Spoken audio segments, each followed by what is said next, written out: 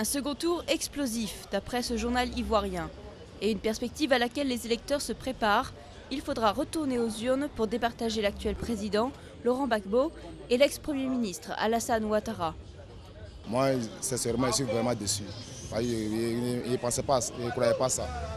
Moi, chez moi, Gbagbo pourrait au moins avoir au moins 75%. Si peut-être que quelqu'un avait été premier ou bien définitivement président au premier tour, peut-être que ça allait poser trop de problèmes. Voilà, aujourd'hui, je pense que ces résultats que nous avons nous ont permis de comprendre vraiment que vaut vraiment chacun de ces supposés poids lourds que nous avons dans ce pays. Soit 1,19%. Ce n'est qu'après 3 jours d'attente nerveuse que les 4,5 millions d'électeurs ivoiriens qui ont voté dimanche ont pu connaître les résultats provisoires du scrutin. Laurent Gbagbo a rassemblé 38% des voix, loin de la majorité nécessaire pour être réélu directement. Alassane Ouattara, qui avait été écarté de la précédente élection en 2000, a recueilli 32% des suffrages, essentiellement grâce à ses fiefs politiques dans le nord du pays. Le grand perdant est Henri Konan Bédié, 3e avec 25% des voix.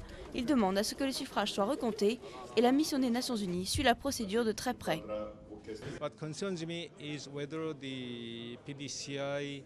Ce qui m'inquiète surtout, c'est le parti de M. Bédié.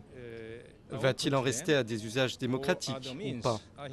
En tout cas, il m'assure qu'ils resteront dans les limites de la démocratie.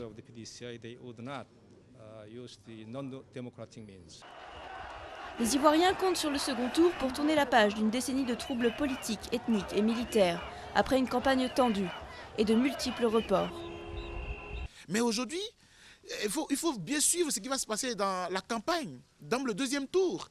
Et je pense que ce n'est pas encore gagné, même pas pour l'opposition, encore moins même pour le camp présidentiel. Tout va dépendre des arguments que les uns et les autres vont présenter dans la phase de campagne. D'ici là, les célébrations prévues dans les deux camps rivaux sont en suspens. En principe, le second tour devrait être organisé dans 2 semaines.